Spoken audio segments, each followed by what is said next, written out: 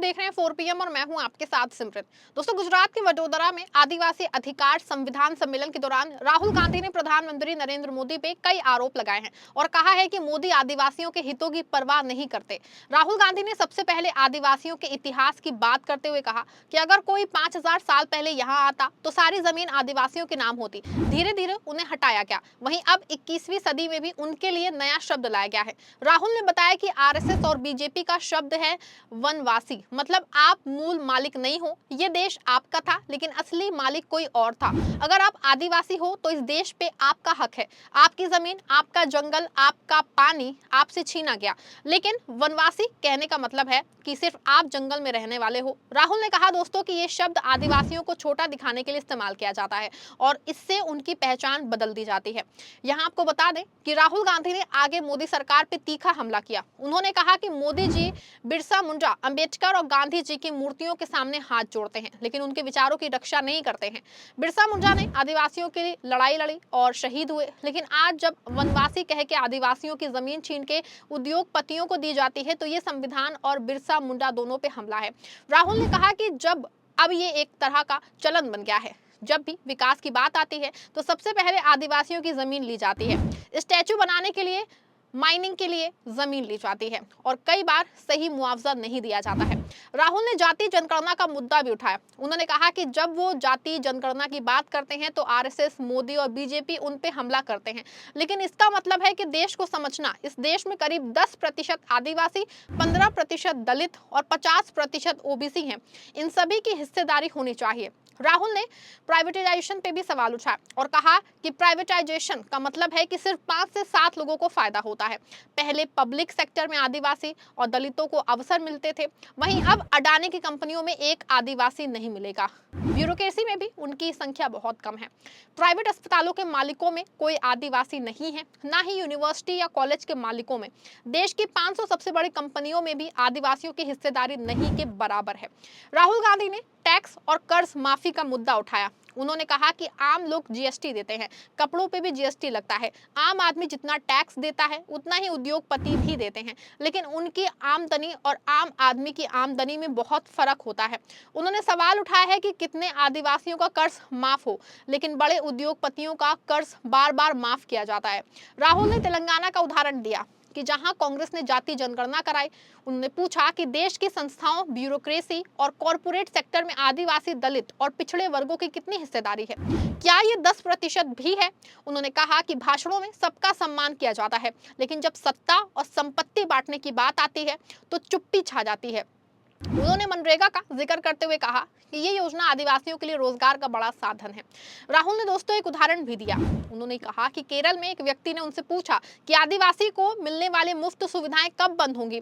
इस पर राहुल ने कहा कि जब बड़े उद्योगपतियों को मिलने वाली सुविधाएं बंद होंगी तब ये भी बंद होगी। उन्होंने कहा कि मनरेगा में लोग मेहनत से काम करते हैं, फिर भी उसे मुफ्त कहा जाता है। आप सबके भरोसे से हमने हमेशा मजबूत और सच्ची पत्रकारिता की है।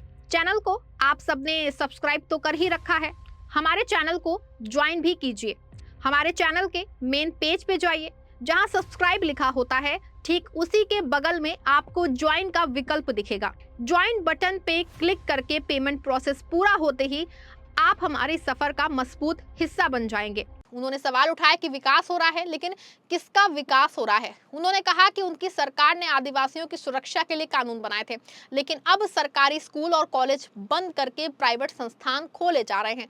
राहुल ने कहा कि अगर आदिवासियों की मदद करनी है तो सरकार को अपनी जिम्मेदारी निभानी होगी। सरकारी अस्पताल, स्कूल और कॉलेज मजबूत होने चाहिए और भविष्य के लिए साफ योजना बनानी चाहिए। वहीं शिक्षा पे भी राहुल गांधी ने सवाल उठाया। उन्होंने कहा कि आज वाइस चांसलर की सूची देखिए तो ज्यादातर आरएसएस से जुड़े लोग हैं, उन्हें शिक्षा का अनुभव नहीं है, फिर भी उन्हें पद दिए जा रहे हैं। उन्होंने कहा कि देश की कई संस्थाओं में ये स्थिति है ही। राहुल ने कहा कि अगर आदिवासी अपने हक की बात करेंगे तो सवाल उठाएंगे कि उनकी जमीन और संसाधन उनसे क्यों छीने जा रहे हैं। इसीलिए उन्हें वनवासी कह के उनकी पहचान बदलने की कोशिश की जा रही है ताकि वो अपने अधिकार न माने।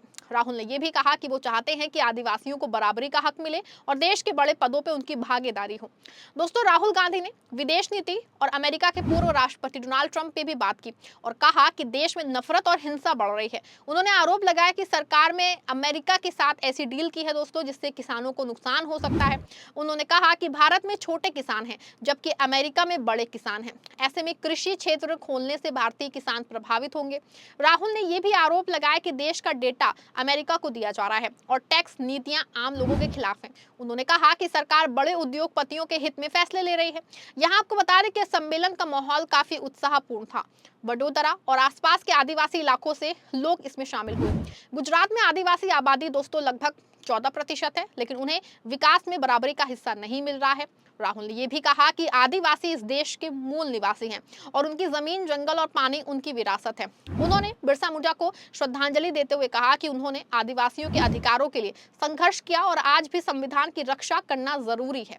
वहीं दोस्तों ये सम्मेलन कांग्रेस की रणनीति का हिस्सा माना जा रहा है, क्योंकि गुजरात में स्थानीय निकाय चुनाव आने वाले हैं। कांग्रेस आदिवासियों को अपने साथ जोड़ के बीजेपी को चुनौती देना चाहती है। राहुल गांधी ने कहा कि ये चुनाव आदिवासियों के अधिकारों की रक्षा के लिए महत्वपूर्ण है। कार्यक्रम में कांग्रेस नेताओं और आदिवासी कार्यकर्ताओं की बड़ी संख्या में भागीदारी रही। राहुल गांधी के इस भाषण की गुजरात में काफी चर्चा हो रही है। कांग्रेस इसे बड़ा मुद्दा बना रही है। आदिवासी अधिकारों से जुड़े कानूनों जैसे कि पेसा और फॉरेस्ट राइट्स एक्ट का भी जिक्र किया गया। राहुल ने कहा कि इन कानूनों को मजबूत करना जरूरी है। उन्होंने आरोप लगाया कि प्राइवेटाइजेशन के कारण आदिवासी पीछे छूट रहे हैं और सरकारी नौकरियों में आरक्षण भी प्रभावित हो रहा है। दोस्तों आपको बता दें यहाँ पे कि उन्होंने कहा कि गुजरात के दाहोद, तापी और वडोदरा जैसे क्षेत्रों में आदिवासी बड़ी संख्या में रहते हैं, लेकिन खनन फैक्ट्री के बड़े प्रोडक्ट्स के कारण उनकी जमीन छीनी जा रही है।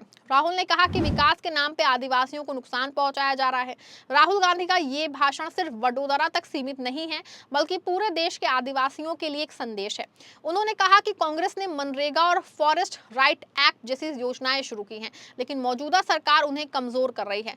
उन्होंने कहा कि जाति जनगणना से सभी वर्गों की सही हिस्सेदारी सामने आएगी और देश में संतुलन बनेगा। जानकारी के अनुसार कार्यक्रम के बाद राहुल गांधी ने आदिवासी कार्यकर्ताओं से बातचीत भी की और वादा किया कि वो आदिवासी इलाकों का दौरा करेंगे। उन्होंने कहा कि कांग्रेस का भविष्य का घोषणा पत्र आदिवासियों के अधिकारों पर केंद्रित होगा।